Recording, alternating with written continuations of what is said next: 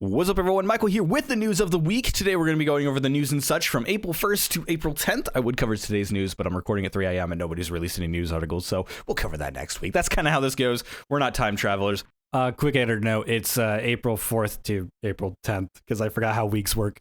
Sorry.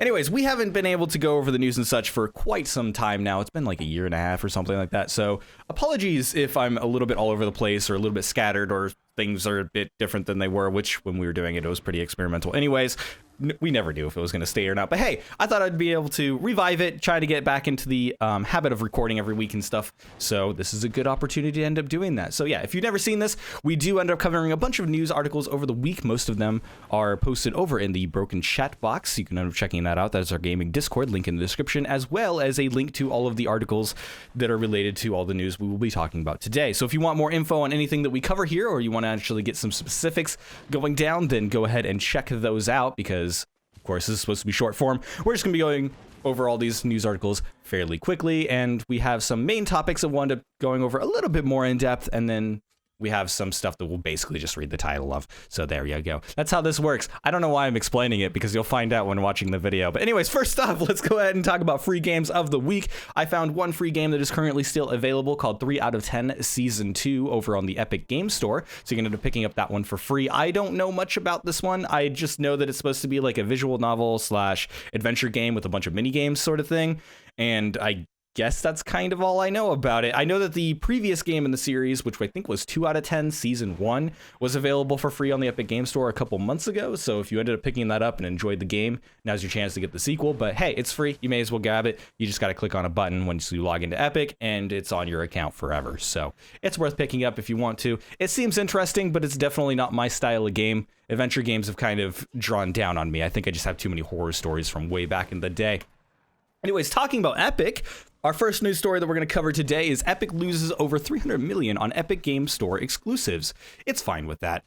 That's kind of the title over on PC Gamer, and yeah, it's kind of clickbaity, because a lot of the stuff in this article is actually talking about the Apple and Epic sort of lawsuit. Recently, since we're getting closer and closer to the actual trial, they've been forced to basically release a bunch of public information talking about what they're going to talk about, their kind of claims, and sort of providing a bunch of supporting evidence and kind of bickering at each other once again. Apple has been getting really, really defensive about this sort of thing. They keep changing their sort of approach, but Epic's still going against the approach that Apple has a monopolistic practice by forcing developers onto the iOS store and forcing them to use their payment processors. So the entire trial is about Apple being exclusive in the way that they allow developers to publish apps on their phone. Of course, you can always argue that there are the factors of jailbreaking, but Apple argues that jailbreaking is breaking the law, and so you can't actually use that as a defense in Apple's case. And so Apple, over the years, has been, or I guess it's almost been over, it has been over a year, hasn't it? Over the last months, I'll just say months, I don't know. Months add up to years eventually. They've been changing their sort of argument, and right now they're currently saying that the Epic Game Store isn't profitable enough for Apple to partake in that sort of approach, because Epic is arguing that they need to provide developers an option to upload apps or, you know, allow apps for download on iOS outside of the App Store or unprotected over the website or et cetera, that is outside of Apple's hands, and allow apps to have different payment processors, which currently isn't possible under the default setup for iOS. And Apple is arguing that that would cause them to run into bankruptcy and that they couldn't afford to do so, which Apple going into bankruptcy is a bit of a ridiculous claim, but hey, that's how law works, I guess. Anyways, I'm not a lawyer, so I'm not going to talk too much about the law stuff, and the entire sort of cascade of all of this information is too much for this video. Like, it would take hours to talk about everything that's been going on, and everything is just absolutely ridiculous when it comes down to it. But the one thing that is important to note about these papers is that basically it's a bunch of information talking about what their claims are and supporting evidence for those claims, and kind of explaining in defense why these numbers exist the way they are, or why these factors would cause good and bad things. And so I'm only going to be talking about mostly the Epic Game Store and how they're actually spending on their exclusives here, but there is a ton to read on here, which is why I'm talking about it so much. And it's fairly relevant. I will be doing a more in-depth video later in the week about all of this type of stuff because there's some really cool stuff in here that I really want to talk about. It's just too lengthy for this format. Anyway, so let's go ahead and actually talk about the news article.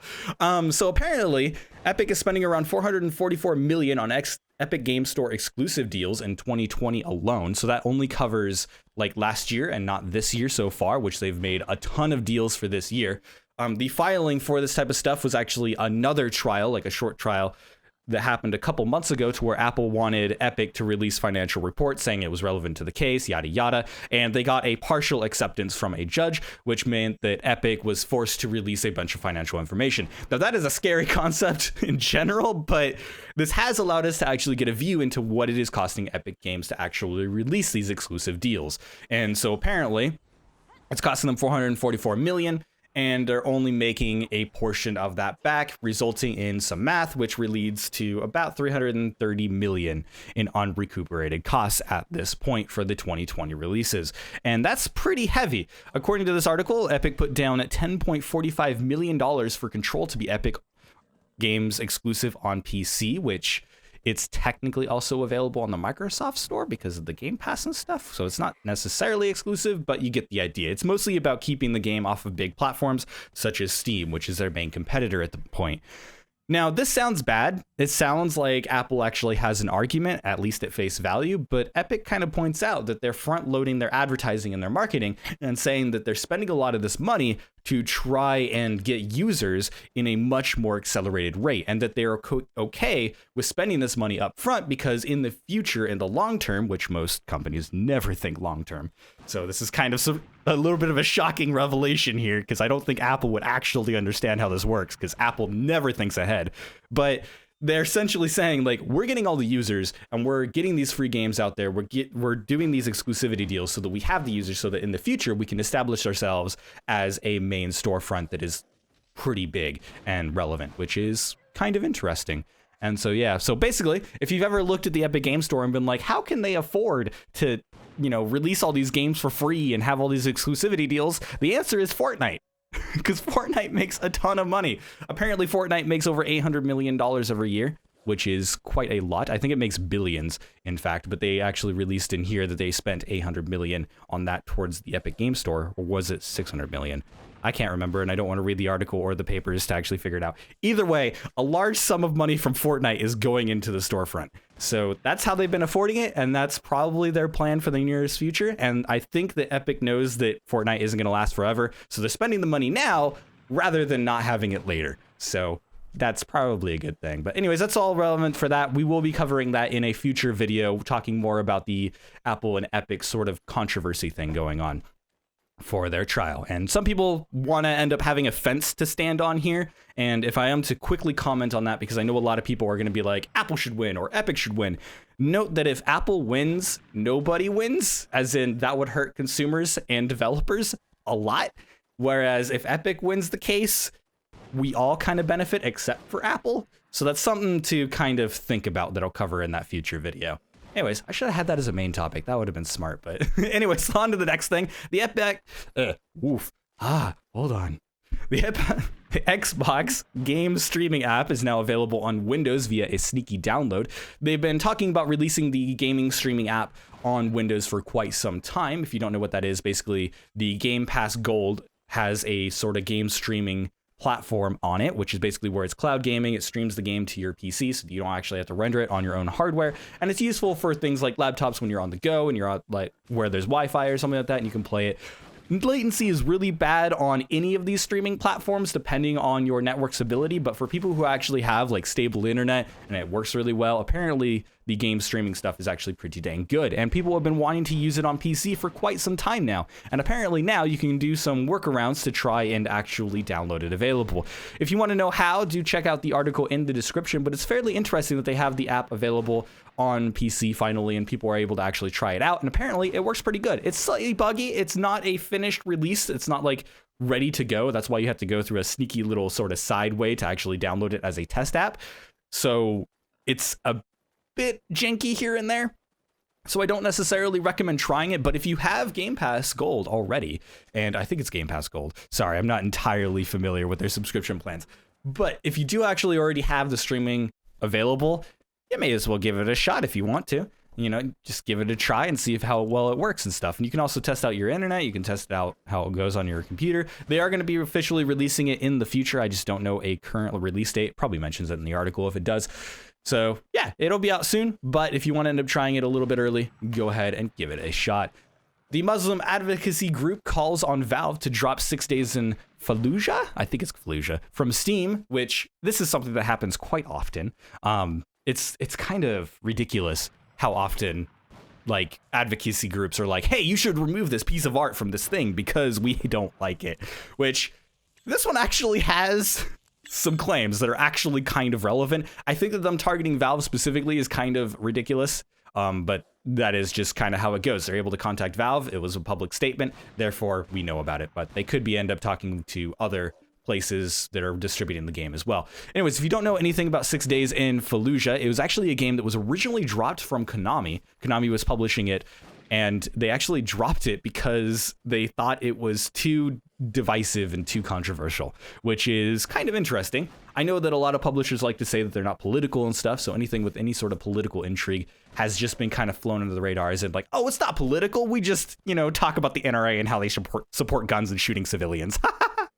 Yeah, and then that's kind of what they've been doing. That's a recent EA and Ubisoft thing. I'm not going to talk about it here, but this actually has some decent claims, and it could be something that could end up delaying the release of it. And I actually wouldn't be entirely against it because of what's been going on in the US recently. So for those uninformed, the US has been having a bunch of hate crimes going on over the last 4.5 years. And it's gotten worse and worse. And even during a pandemic where people aren't supposed to be out and about, you know, places are closed, theme parks aren't open, yada, yada, you know, stuff is starting to open back up.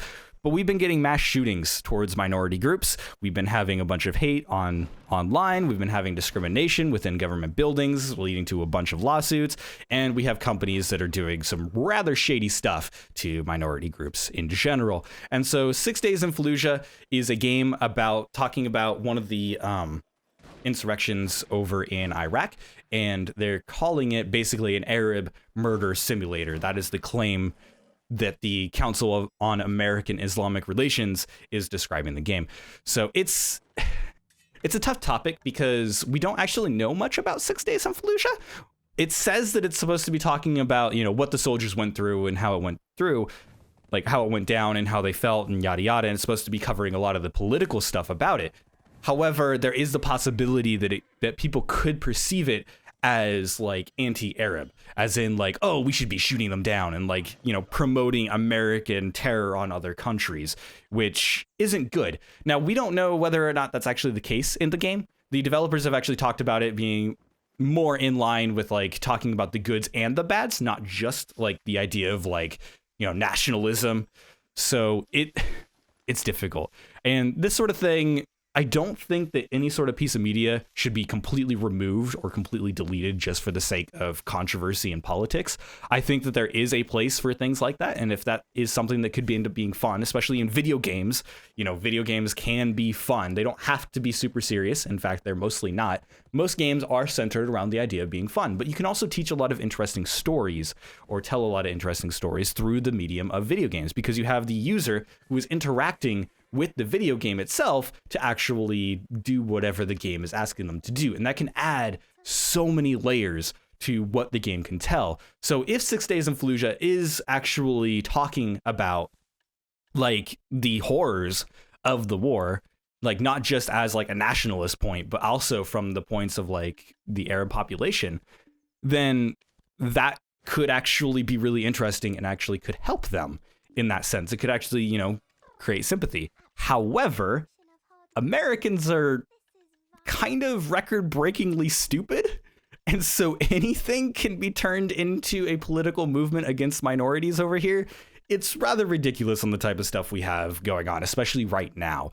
And I think that delaying it probably wouldn't be a terrible thing. I hate to say that because obviously I'm very anti-censorship. As an artist myself, I really hate the idea of people censoring art for the simple sake of like, oh, it's controversial, so it shouldn't exist, which I don't think is a statement that should ever be actually taken seriously. But delaying it while we have these sort of terror-related like mass shootings going on and these hate campaigns might actually not be a terrible thing, because I think it's like slated to release pretty soon. So it's, yeah, I think it's been delayed or something like that. I can't remember the exact news because I'm not following the game all that much. I'm not super interested in it, if I'm perfectly honest. But as a point of that sort of thing, it makes sense. Like, it's not just one of those things where it's like, oh, we hate the fact that they're shooting people. It's actually like a legitimate claim, which I think is useful to point out in a time like this. But I do think that the game should still release. And whether a delay or not will actually fix that problem, probably won't. It'll just delay the inevitable. We've seen these sorts of things, like after a mass shooting, like Call of Duty ended up getting delayed a short period of time. And while that sucks, while it's kind of, you know, very superficial, it's very surface level, like, hey, we're just gonna like delay it for 2 weeks, but we actually don't care, you know, that sort of thing. I do think it might actually be a good idea, just given the political environment of the US right now. For everywhere else, I don't actually know all the political stuff going on. I avoid the world news at the moment because of how horrible things are, especially here in the US. So I don't know more about that, but that's basically all I've got to say about that. And me talking about it was much, much longer than the actual article itself. Make sure to check out the article for the more specific types of stuff.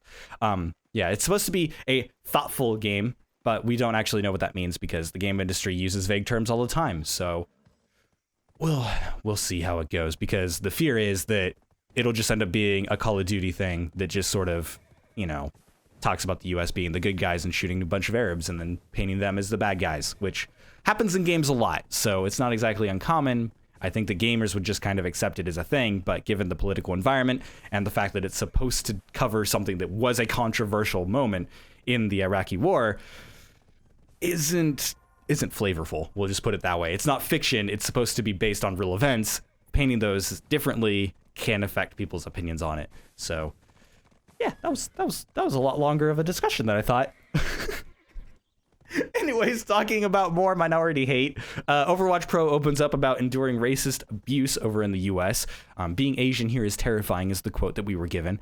Yeah, the racism here is no joke. Like, it's been going on for as long as I've been alive, and probably longer before that, because before I was alive, there was slavery. So yeah, it's a rather depressing time. I'm not going to talk too much about this, but basically one of the pro players that are end up playing for a lot of the competitions over down in Texas, the South Korean Overwatch League Pro, has opened up about the racism and his teammates endured since relocating to Texas a few months ago.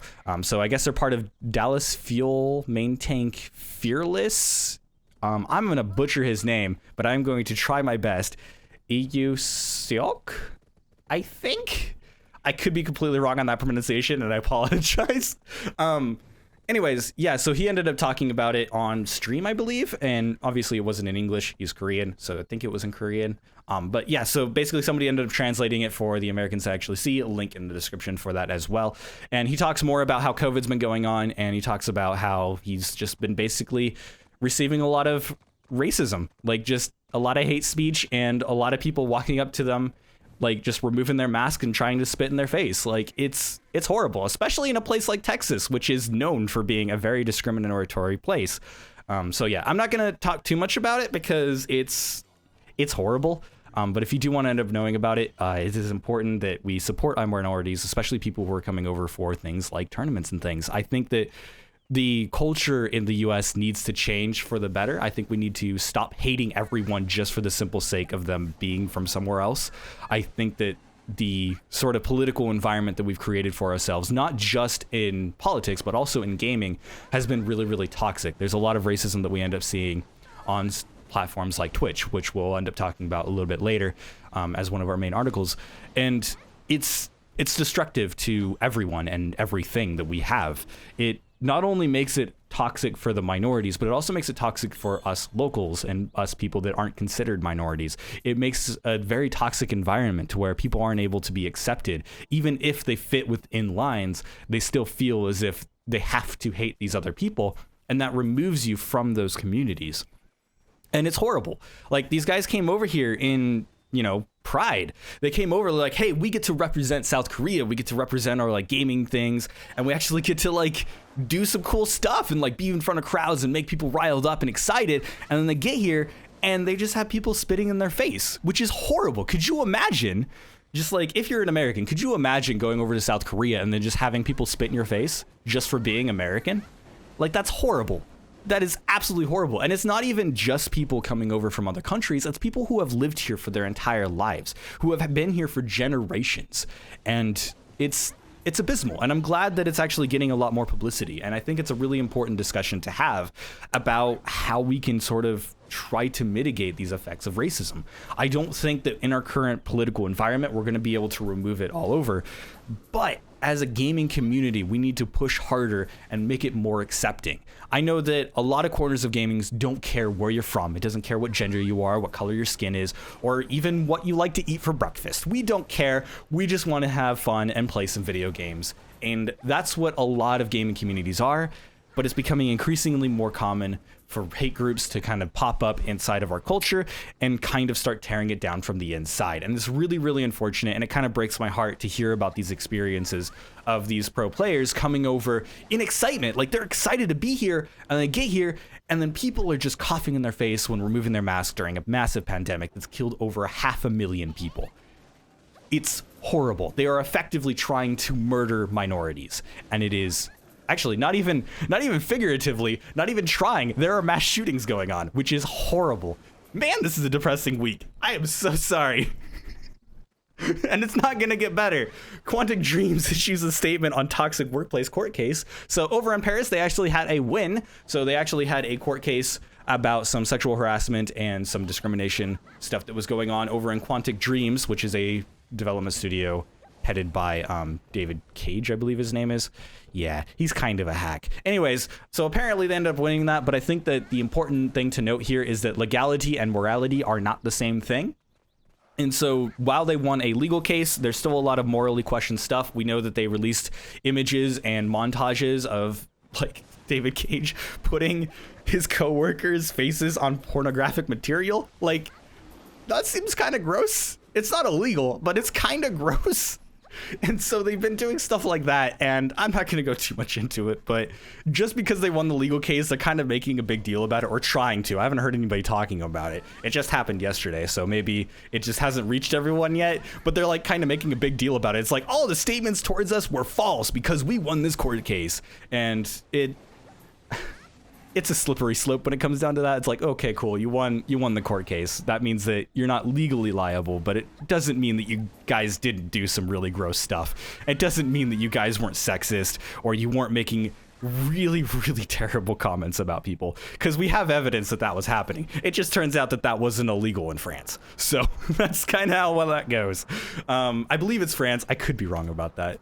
It says French Union and stuff like that. Like, it's talking about the French unions, and it's talking about the trial taking place in Paris. So I think it's a French trial because it's taking place in France, but I could be wrong. I haven't been following it. There's too much of these going on right now. There's one going on with Ubisoft that I've had to do more research about. There's one going on with EA. There's one's going off for a bunch of different developers, and it's been a drama year when it comes down to sexual harassment, which it's good that this is getting, like, actual more publicity, but it also sucks that it's all happening.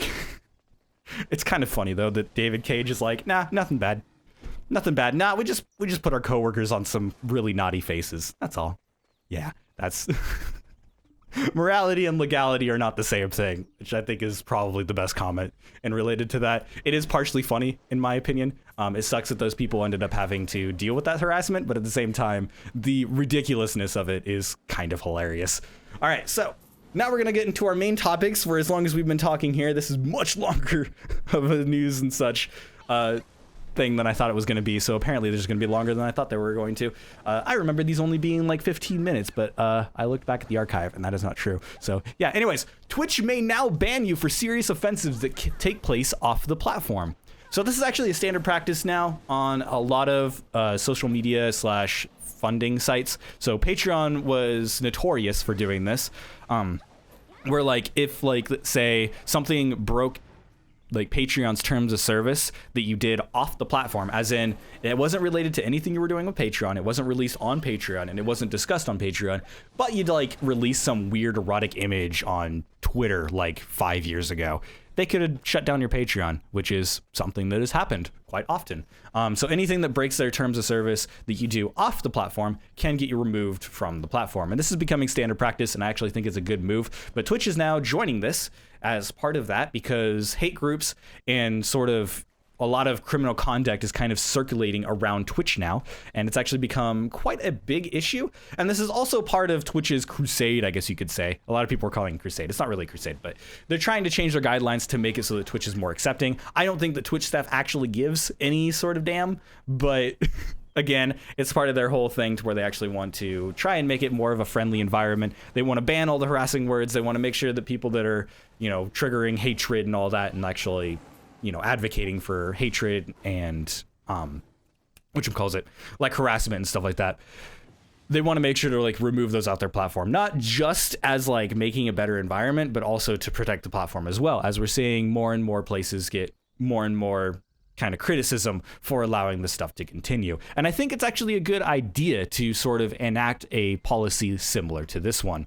And I'll explain why. But first, let's go ahead and talk about what Twitch is doing. So Twitch is now actually going into some new guidelines, and it's going to be kind of enacting it as the coming months end up going. And this is an ongoing process. Twitch has been trying to changing a lot of their policies and making them more refined, which is good, but they haven't been 100% following it. So there's a lot of controversy going around all of Twitch's what Twitch has been doing. I know that infamously, we talked over on my Discord about it, the broken chat box.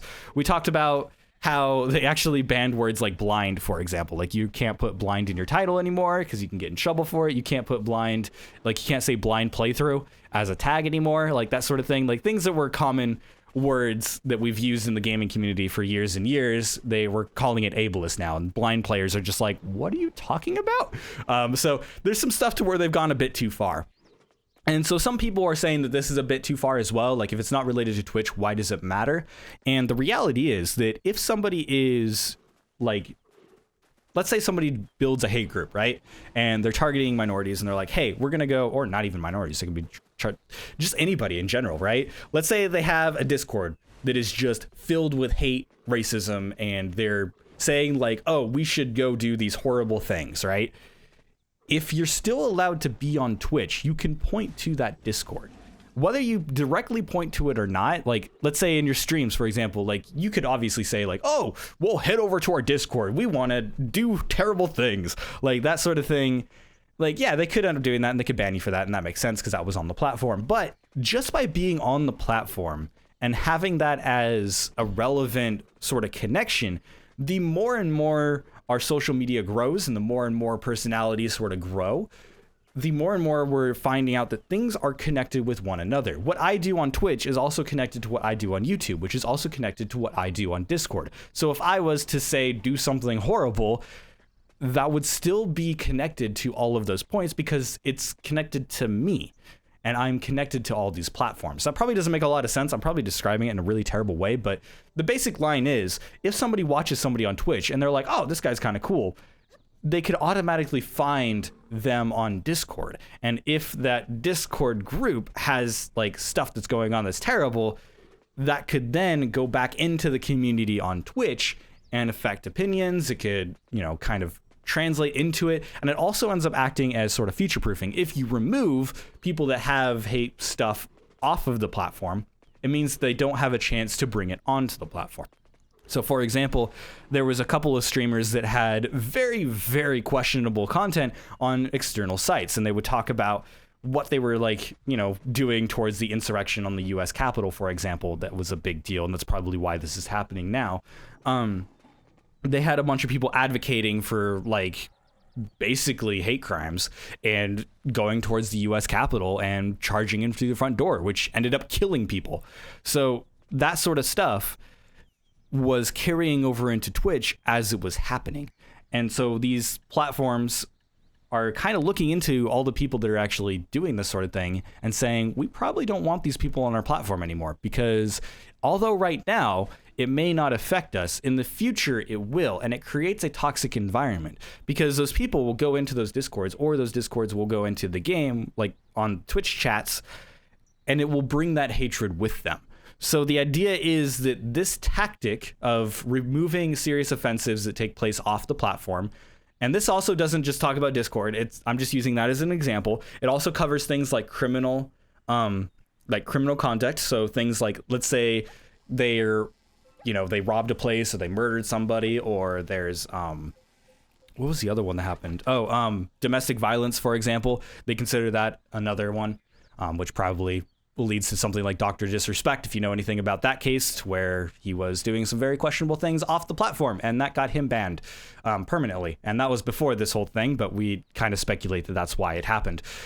So basically, they are looking at these people and looking at these platforms, and they're trying to basically make a cave out section to where these people don't have any interest in the platform to begin with, which will theoretically in the future make a better platform. It's a bit of a complicated issue because it's hard to disconnect things, but at the same time, it's very easy to say that, like, oh, well, this person does this questionable thing off the site, but they're not doing it on the site. Does that mean that they are breaking the terms on that site? And so more and more websites and more social media are adding in this sort of clause, the idea that if you do things off the platform, it can affect you on the platform, because things are becoming more and more connected. Which is interesting. And I think that's important to note that there is a slippery slope argument here, as in, like, if people do something illegal, is there any sort of redemption that they can have if they are banned off of every single platform? And the argument for that is, of course, like, there is always a chance for redemption.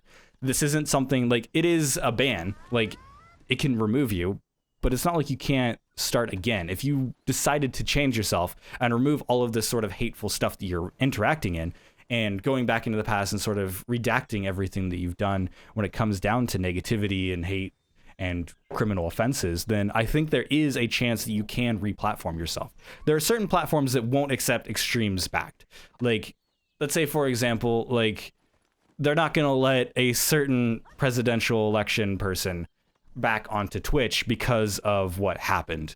Like, there's a certain extent to where you can go too far and you won't be allowed back on that platform.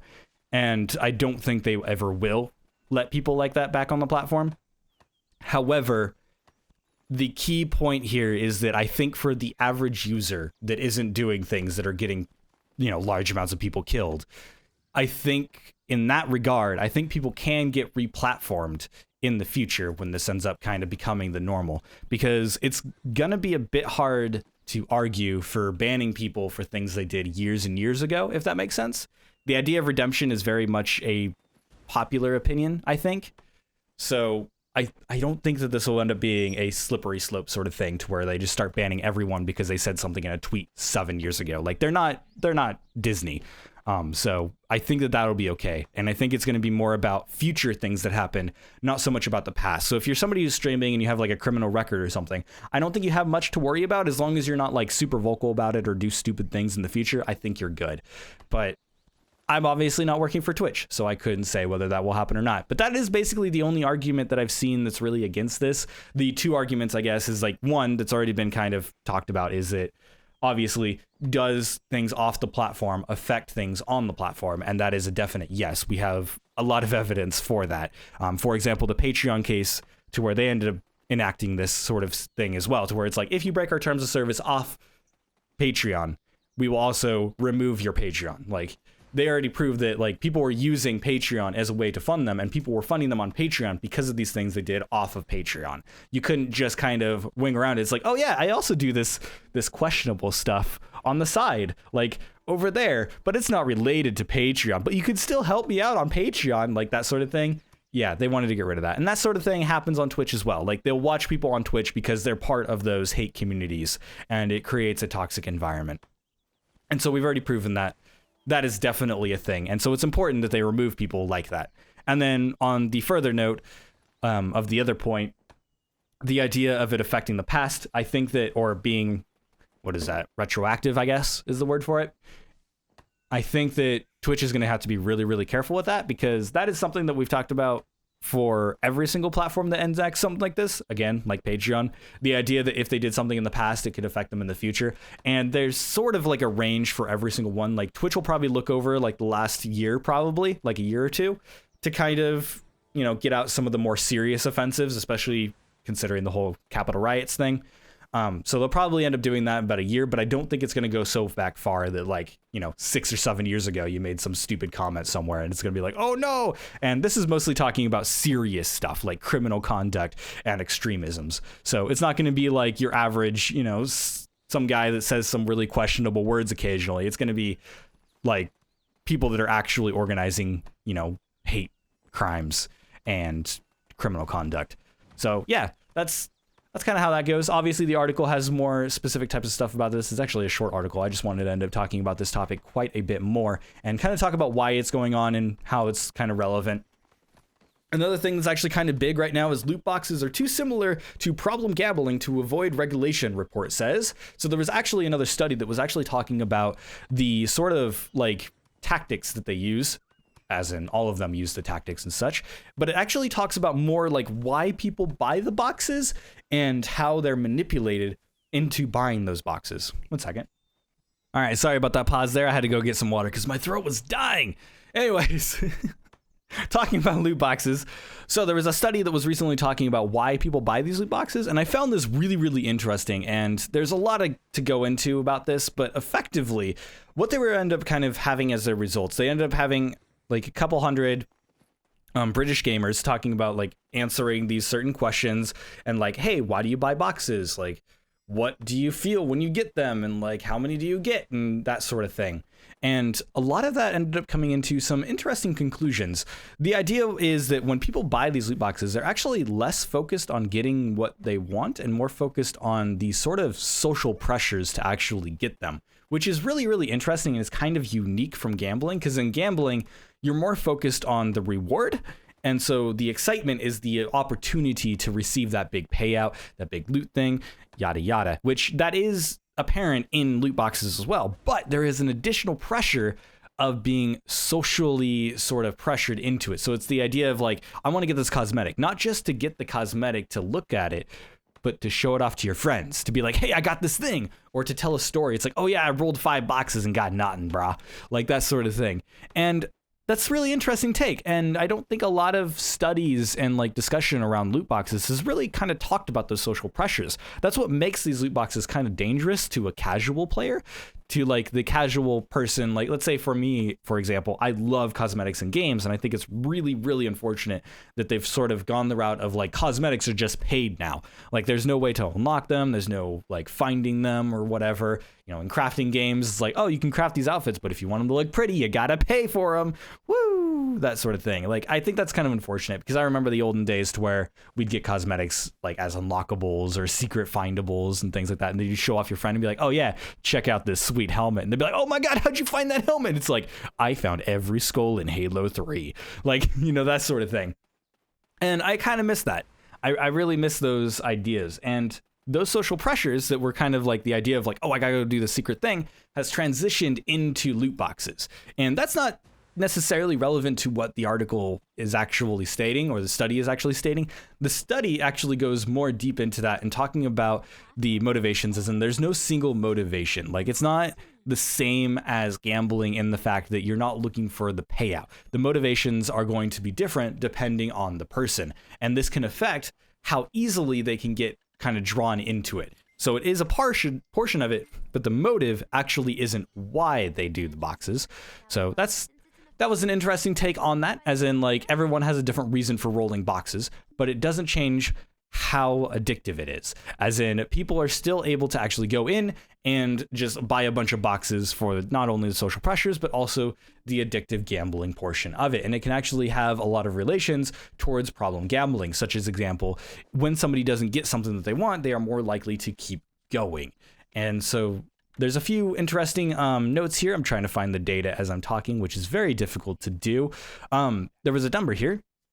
Their data does appear to show somewhere between 30 to 50% of the highest spending users who pay over $100 per month demonstrate problematic gambling patterns. The idea is that these people are looking for more and more things. They are trying to spend more and more, and the more that people spend, the more likely they are to keep spending it. And so the highest spending users do account for, you know, a large portion of the monthly income of these things, which has been known. It's more of like the highest, it's like the 5%, I think, is the current number. I can't remember what the most recent study says, but like 5% pays for all of the money going into all of those loot boxes, which is $1 billion industry at this point. And so a lot of the people that are actually spending, the highest spenders, like 30 to 50% of the highest spenders, are spending over $100 a month on these boxes, which is not a small amount, and it is a monthly reoccurrence, which shows problematic gambling patterns. As in, when people are problematic gamblers, they continually go back to gamble over and over and over and over again. And it becomes sort of habituary. Like, they do it by habit, they do it inconsistent, it becomes part of their schedule, it becomes part of their mindset. When they go in to like look at their financial records and stuff, it's like, oh, hey, I didn't spend $100 on gambling this week or this month or whatever. And like, oh, I should do that. And it becomes consistent, which is the major problem here. And that is one of their main arguments for this. Like, even though it doesn't have like a single motivation, the actual like result is the same, as in the behaviors haven't changed, which is, yeah. And it also, sorry, I got sidetracked, which is, yeah, pretty bad. But sorry, I should have scripted this section out because it's very long. The other thing about this study is also that it doesn't actually have any relation to how much salary they get. The tendency is for people to actually spend a bunch of money on these sort of gambling boxes isn't related to how much money they make or how much money they have available. And oftentimes the financial decision isn't part of the motivations whatsoever. As in, when people are actually thinking about it, going back into why those motivations are actually relevant, nobody's thinking about financial gain when they're thinking about these boxes, which means that problem gambling isn't entirely dependent on some sort of gain, like potential financial gain. It actually shows an inherent value to these sort of social pressures. And it actually kind of diminishes the idea that loot boxes don't have anything in return. And this is sort of like between the lines sort of stuff, but I think this has been apparent for a very long time. Nobody would buy loot boxes if they didn't have a value. Nobody spends money on things that don't have value to them. And value is very perceptive, as in money itself is kind of fake. We just sort of arbitrarily decide that money has value and that we will spend money on whatever we want for goods and services or our time. And that's kind of like how we've accepted to view the world. And I think that's perfectly fine. It makes society work, honestly. It'd be very difficult to actually trade things if we didn't have a concept of value. And we'd all have to fend for ourselves in that sort of dystopia, I guess you could say. But the general idea is that value is very perceptive. It is very arbitrary based on the person, their experiences, what they want out of what the goods or services are offering. And it can basically completely change depending on what the object is, what environment they're given, how it's displayed. So you might go to a store, for example, and they'll have like this super ultra pretty dress or jacket or pair of pants, and they'll have it up on display. It'll be all shiny and it'll have lights on it, and it'll be like, oh, it's only $28.77 for this awesome pair of pants. You're more likely to buy those pants because they're displayed in such a way. Like, that is some epic pairs of pants. They're getting lights on it. It looks like it's a fashion show, you know, that sort of thing. And loot boxes do the same thing. They implement all these sort of things, and these have been proven in previous studies. So what this study does beyond that, however, is it looks down at those motivations, and it looks at how much like it actually relates to real monetary value. The current defender of loot boxes not being gambling is the idea that it doesn't have a perceived return value. So when we go into the actual results of the study and what they are actually suggesting is they're saying that there should be an outright ban for loot boxes, which sounds a bit extreme for some people, but let's go ahead and give it the benefit of the doubt and read into it. The idea is that in order to actually properly regulate loot boxes, it's going to take a long amount of time and much, much more studying and understanding of how these sort of loot boxes work. And this applies to all lottery, gotchas, etc., etc. Loot boxes are just the kind of coined term that the mainstream has kind of used. Therefore, it's what we end up seeing discussed a lot is the idea of loot boxes, because that's kind of like the US term. and the British term, and so it's kind of been used all over through EU and the US, which are basically the two major players when it comes down to these sorts of regulations and these types of studies. But they are suggesting that it will take too long for proper regulation to be put into place for loot boxes, and as a result, the UK Parliament should ban these boxes outright. As in, why did it start playing rap all of a sudden on my playlist? Sorry, that is irrelevant. It is running out of stuff to play, and it went from one artist to another artist that has the same name, and that is irrelevant. Thanks, YouTube Music. All right, we're gonna listen to Peggy's. All right, anyway, that is completely irrelevant. Sorry, I am very easily distracted, so I have to have music in the background, but that time it just caught my attention. Yeah, so it would take too long to actually properly regulate. So it should be outright banned, and then they will release restrictions as time goes on. However, I don't like the idea of outright banning things. I'm very anti-censorship, and I think the idea that outright banning it could end up leading to some more regulation in places where it doesn't apply, because where does loot box and in-game like chests and like randomized loot kind of separate? And I also think that there should be a lot more looking into the sort of manipulative practices that they use in general, because if loot boxes are banned, these companies are just going to go to the next best thing and like find ways to manipulate gamers more. And I think that that might actually be quite destructive, but I do definitely agree that it would take too long to properly regulate loot boxes in general. And I do think that loot boxes is gambling, as in you are gambling your money for something of perceived value. And that is what is different about this sort of study in general, is that it separates the idea of money and value and shows that users that are buying these boxes are gambling for a value, even though that value may not be something that is legally sort of defined as valuable. It is a value to the user, and as such, it should be regulated like gambling, because you are putting in value for a random output of value in return.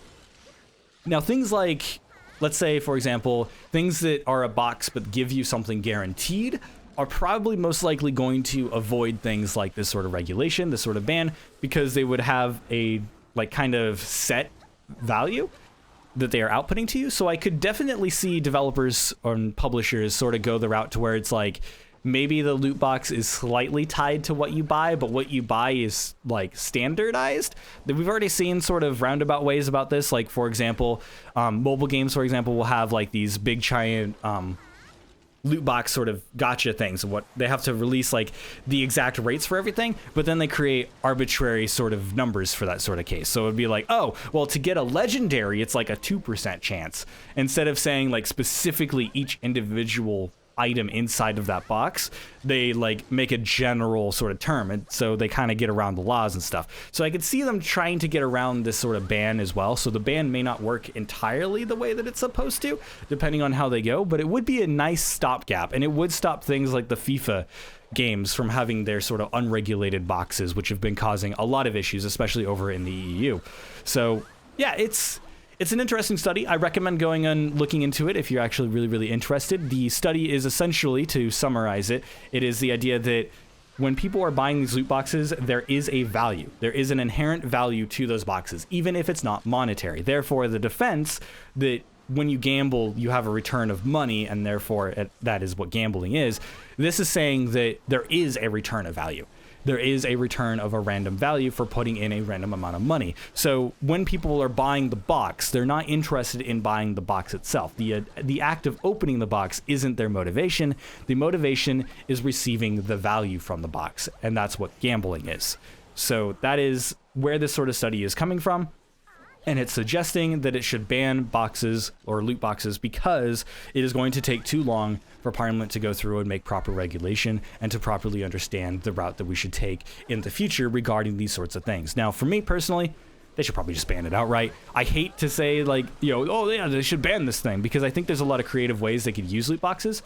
One that I would particularly like is the idea of maybe using it as like a bonus currency. For example, like if you bought like a certain amount of stuff or whatever, you would also receive a box that contains stuff that you could also buy outright. I really like that in the early League of Legends loot box sort of days, to where they had the chests, and they had the keys, like everything that you got inside the box could be obtained normally inside the game. Like you could just buy it outright. So everything that was in the box could be bought outright. And I like that idea that you were rewarded with a box that could give you something else. So I think that there could be an interesting take on that sort of scenario. And I'm not sure whether or not that would be included in these loot boxes, like loot box bans or not. We would obviously have to see what Parliament would have to suggest for this, at least over in the EU. And the US probably is never going to ban it because capitalism.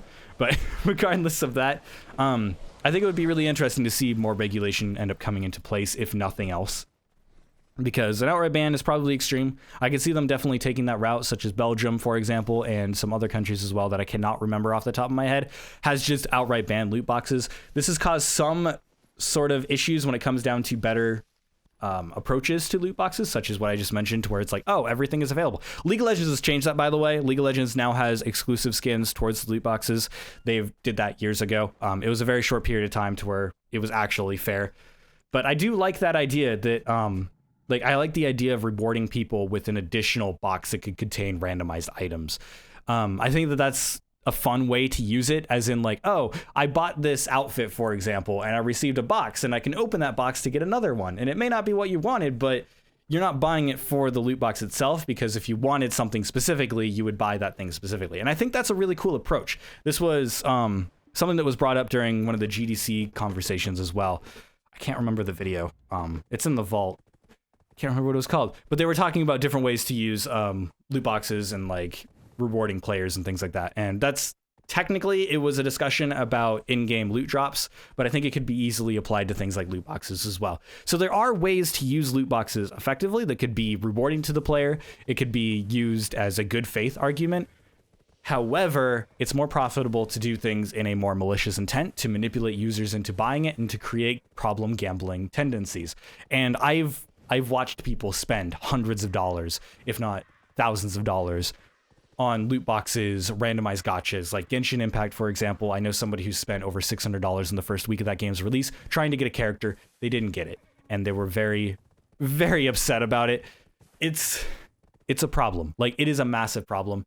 And I think that not only on a moral level should we end up looking at banning boxes, and not just on a legal level either. We need to also look at making games more friendly to players and making it so that these sorts of systems are more rewarding for players and actually offer us something. I think that there's a lot more profit to be gained in the long term if developers start looking at this and being like, hey, we can use loot boxes not as a manipulation tactic, but like as a reward, something that could be cool, something that could be exciting, something that's not there as like a main monetization system, but something that can be additional. And I think that's the future of loot boxes if it doesn't get outright banned and just completely removed from the industry in general. So that's kind of my take. This was the main topic that we were going to be talking about today, and this is kind of like the big one that I think is really the most relevant that ended up releasing this week. There's a lot of depressing news this week, but I think this one is actually pretty interesting, and it's not necessarily good news, but it's not necessarily bad news, and it does kind of circulate against bad news, but you know, it is what it is. The industry has been going in like a downhill spiral to where these large AAA industries are trying, or large AAA companies are trying to earn increasing amounts of money, and they're doing so in very malicious factors. And it's kind of unfortunate to see gaming kind of become what it is. I don't play a whole lot of AAA games anymore. There are some games that people argue that are AAA, even though they're technically indie games, or they're self-published games, which is what indie means. But again, I've had so much more fun playing games that don't have all these manipulative practices. Things like, let's say Apex Legends, for example. I liked Apex Legends when I was playing it, but the loot boxes ruined it for me. And you could argue that they don't affect gameplay at all. It's like, it's just cosmetic, yada, yada, yada. But the reality is that these tactics start grating on a lot of players, and it's becoming more and more common for people to just kind of burn out on it. And I think in the long term, it's going to end up hurting the industry overall. And I think we're going to get more cases to where it's just kind of ruining games. We're going to get more cases like Starfront Battlefront 2.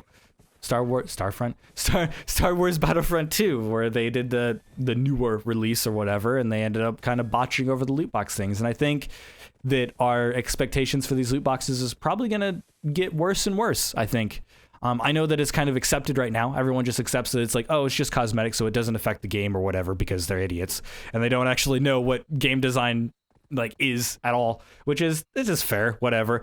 But the idea is that we used to have these cosmetic things as unlockables in the game. There used to be ways to earn them. There used to be ways to kind of, you know, add to the game. Like cosmetics add to the game. They allow you to represent yourself. If cosmetics didn't affect the game, they wouldn't be bought. That's just how that works. So yeah, I think banning loot boxes would be a good idea, at least for a temporary placeholder. But I do think that there are, at least in the future, ways that we could use it in a beneficial factor. So yeah, that's my final take on it. It's an interesting little study. It's not a very long study. They did mostly like an abbreviation. Link in the description, of course. It's a link to Ars Technica, which had a slow write-up for it. And then you could also click on their links to go back into the study. I couldn't find the actual study because I think the full study, like all the papers and such, are behind a paywall. So if you want to end up getting access to that, you'll have to find it yourself. But it does have like a short summary that actually explains all the numbers and such. So go ahead and check that out if you're interested. Now some quick titles for some news topics that we could talk about. The GoldenEye successor unofficially unlocked as free bonus inside another game. A little bit clickbaity because they're kind of going off the GoldenEye's hit thing there, because people remember GoldenEye, but they don't necessarily remember Timesplitters 2. So apparently the entirety of Timesplitters 2 is available in Homefront The Revolution. I believe that's the game, right? Hold on. I am looking for it. These are articles that I didn't do a whole lot of research on. Yeah, Homefront The Revolution. So basically in that game, there is an arcade cabinet that you can find that you can play the first 2 levels of Timesplitters 2 on, which is cool. It was like, okay, cool. That's a cool little time capsule sort of thing. And it's like, cool. It's an Easter egg. Turns out the entire game is actually in the game, and you can unlock it by using a sequence of button presses to open the debug version of it, which allows you to access every single mission from Timesplitters 2. Now, people have reported it's kind of buggy and kind of iffy here and there, but it actually is natively running in PC or on the PC. So it's not like emulation or anything like that. It's actually like an official port. And people have been talking about maybe trying to extract the game and like try to get it running on its own. Apparently all of the files and stuff are actually encrypted, and it's got some weird technical bobble going on with it, which makes it a little bit more complicated than just extracting it. So it probably won't happen, or if it does, it's going to take a ton of work. I'm sure somebody will be motivated enough, but a lot of people have been kind of talking about getting Timesplitters and Timesplitters 2 as like an HD remaster, because that'd be cool. Timesplitters was a fun game. I don't remember much about it because I was pretty young when I played it, but yeah, Timesplitters is fun. So if you want to play Timesplitters 2 natively on PC, apparently you can do so through Homefront The Revolution. No one ever expected that, and apparently it was revealed over on a tweet.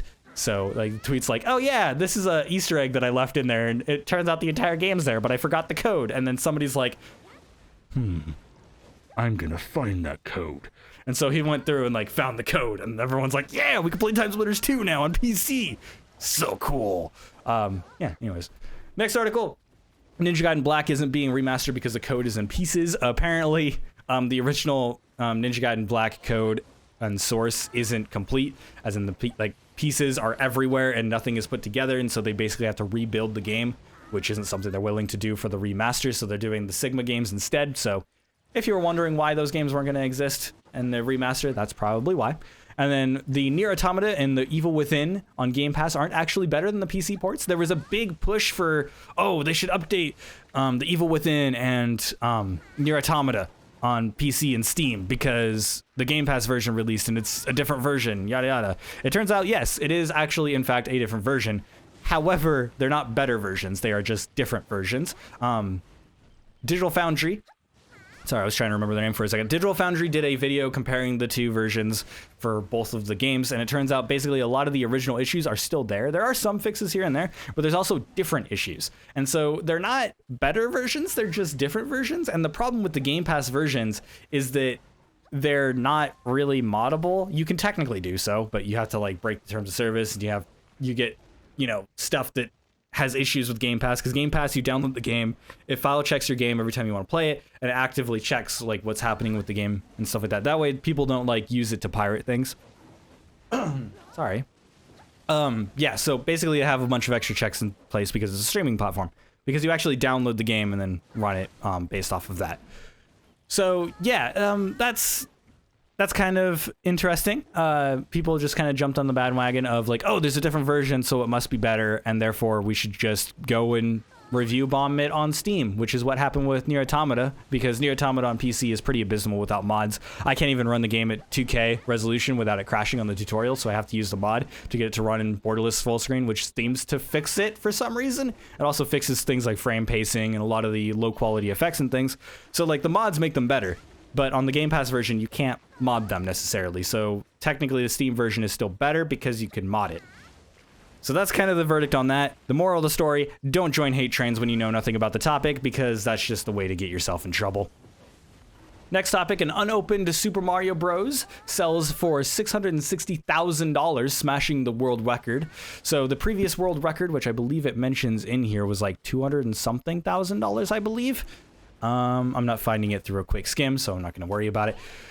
But yeah, it sold for $660,000. It is an original sealed copy. Oh, no, the previous record was $114,000 for another sealed copy of Super Mario Bros., but that was a different version. That was a later version. The thing that's special about this Super Mario Bros. Version is that it's a sealed original print.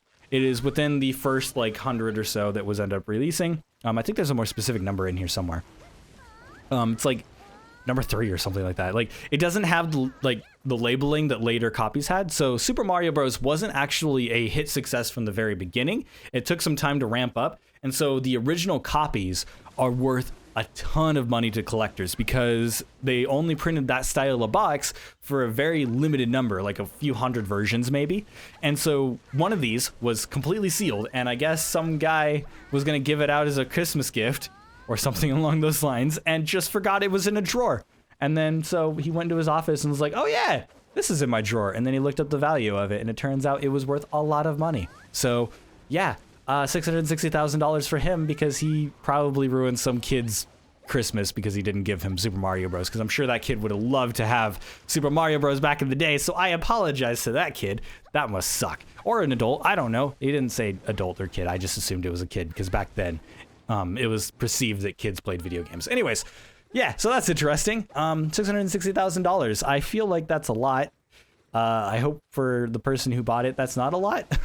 I personally don't know why people buy this. Like, I understand as like a value standpoint, because the idea is that you buy it for future value, or just the idea of having it is really, really cool. I do think it is cool though that it is a sealed original packaging, which doesn't happen very often. Like, that is extremely rare. Again, nobody knew Super Mario Bros. Was going to be worth almost $1 million in the future. So, you know, there you go. Yeah, quite interesting. And then Crash 4's DRM was cracked after 1 day for people that had Crash 4 on release on PC. Basically, it has an always online DRM requirement, which is not great because the servers crashed on day 1, as they usually tend to do. So always online sucks. And so people were looking for a crack for the game for quite literally right off the bat. Now, I haven't played Crash 4 yet. I've been looking to get it, but I still think it's too expensive for me at the moment. But I am really excited to play it. It looks really, really fun, and I really want to try it. But the always online DRM thing really, really sucks. So now that there's a crack available, I might actually pick it up so I can play it offline. I think that's cool. Yeah, again, another thing that hackers and modders are actually doing good things for games while developers are just screwing everything up. I guess publishers too. It's Activision Blizzard. They were going to screw it up somehow. I'm still surprised there's no microtransactions in the game yet, but we still got a couple months until they reach their quota, so we can end up seeing microtransactions in it. We already know that there's an in-game store that you have tokens for, but yeah, I don't think we've actually seen any sort of microtransactions head into it yet. But I'm holding my breath. I'm not holding my breath for them not to have it. Is that how I should say that? Yeah, I'm not holding my breath for them to keep it out, because that's the wrong way to use that saying. Oh, anyways, we're at the end of the video. That's what's been going on this week in the gaming news. Thank you for joining me on this news and such episode. It was quite long. I don't know if I'm going to keep these as a longer format. I'm just trying that as this sort of roundabout. We might be going back to the shorter format depending on how well this performs, but thank you guys so much for watching. Make sure to like, comment, and subscribe for more stuff like this, or to leave your comments below. And you can also end up checking out our gaming Discord called The Broken Chat Box, which has links to all of these news articles and more that I decided not to cover today. And obviously you can end up chatting with us about all these sorts of news topics, or join us in our gaming stuff. We end up being in the gaming chat quite often these days, and we're always playing stuff and looking for interesting things to discuss. You can also end up checking out all the links to these news articles in the description below. And so if you want to do some further reading, do check it out. So yeah, thank you guys so much for watching, and I'll see you guys next time. Later!